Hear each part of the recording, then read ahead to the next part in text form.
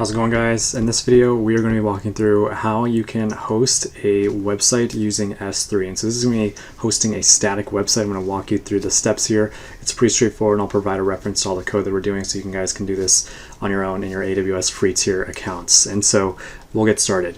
And this is what the final product will look like. If you like dogs, if you like cats, you can get a cat picture. I'm just doing some free stuff. So we'll get into it. So very first thing we're going to do here is we're going to go into Amazon S3. I'm at the AWS Management Console, and I'm going to open up the S3 dashboard just like this. And I'm going to click on Create Bucket, and you're going to have to give this a bucket name. This bucket name has to be globally unique. So if you gave it something super generic like test or my website, you're probably going to not get that one. So I'm going to try something like my website-vs, and hopefully that works, but we'll see. And I'm going to have to scroll down here and specify some things. So basically ACLs are how you can restrict ownership or access to specific objects within your bucket. We're not going to be doing that, so we're going to be leaving that option disabled. And because we want our website to be able to be viewed by people around the world, we're going to uncheck this box to block all public access because we want it to be publicly accessible. You're going to need to acknowledge the fact that you're okay with this.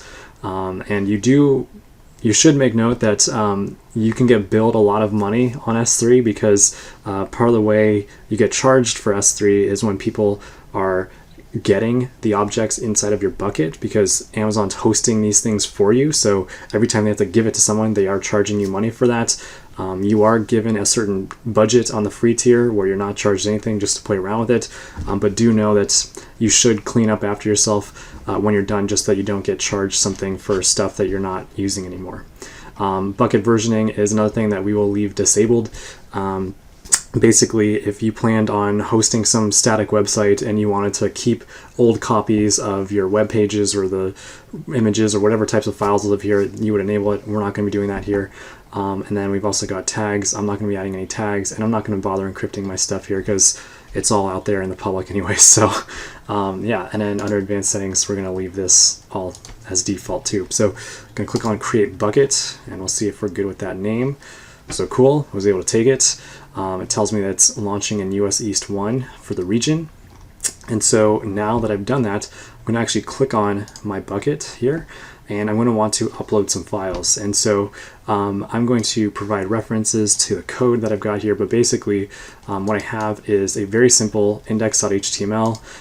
It's just listing out some text, and it's also referencing a picture, because I think this is a cool thing you can do in S3 is actually include the images that you want your website to have shown inside of that bucket too. So I'm going to have a picture of some dogs here because I love dogs.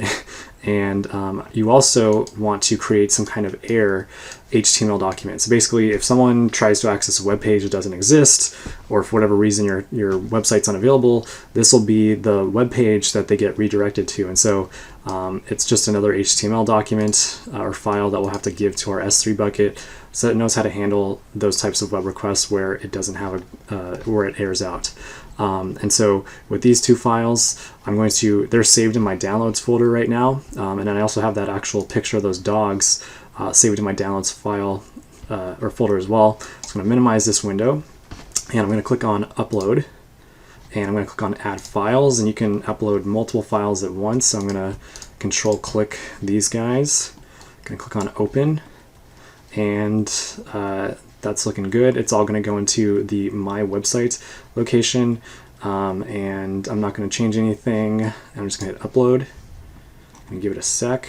So we've now got a website, or now we've got the files for our website in S3, but we are not done just yet. So I'm going to close out this window. Then we're going to click on the Properties tab of the bucket in AWS. And I'm going to scroll down here, and I'm going to say that I want this thing to be a static website. So we can enable static website hosting by clicking on Edit, and I'm going to enable this guy. It's going to be a static website, and this is where we have to tell it when someone goes to your website, what is the page I should return as your home page, and we've called that index.html. And also, what happens if I don't know what to do? We're going to throw an error, and that is going to be our error.html document as well. You can get really fancy, write some redirects. I'm not going to do that. I'm just going to save these changes. And now our website is able to be accessed in theory. So what we do is we're going to scroll all the way back down, and we're going to now get this little URL. And I'm going to click on this URL, and we're going to get hit with this 403 error. And so this is a response meaning that we're trying to access something that we don't have permission to. So we're not done just yet in terms of how we are preparing our S3 bucket for being a static website. So finally what we need to do here is we need to scroll back up, and we're going to click on permissions, and we're going to, we've already allowed public access to our objects, but we also need to create a bucket policy. And so that's where this section is going to come in here. So I'm going to click on edit, and I'm going to click on policy generator. So this is a bunch of stuff called JSON. It's basically how we can define rules that will be applied to our bucket. So I'm going to click on policy generator, and this is another AWS application. I'm going to change the type of policy to be an S3 bucket policy. We're going to allow stuff, and the principal would be like, who are you going to allow? And we're going to do star, which means anybody. And I'm going to, under actions, we're going to select the get object. Just missed it. Get object right here. So we're going to allow anybody to get objects. And then this Amazon resource name, ARN, is going to be right here. It's this specific Amazon reference to your bucket itself. So we're going to paste in that guy. And then we also need to do a /* to allow everything within our bucket to get that. And now I'm going to click on add statement. And so now what we're going to do is we're going to click on generate policy. And we can see that we have this little JSON snippet that we can then copy. I'm going to go back to this tab, and I'm going to paste it into here. And now that I've done that, I'm going to save the changes. So now we've got the correct JSON policy applied to our bucket. You can also see here that it's now giving us a little red thing saying this is publicly accessible stuff. So be super duper careful what you put in here.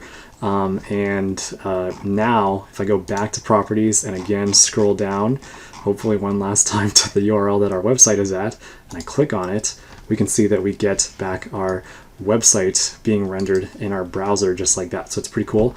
Another thing I want to make note of here is, you can test to see if your error message actually gets returned. So if I'm going to try to go to a web page that doesn't exist, like ABC, because that doesn't exist, S3 is going to see that, and then it's going to throw me back that error.html document that we had also previously defined. And then if I wanted to view dogs.jpg in all its glory, I can do that too without any authentication just by doing that. So pretty cool.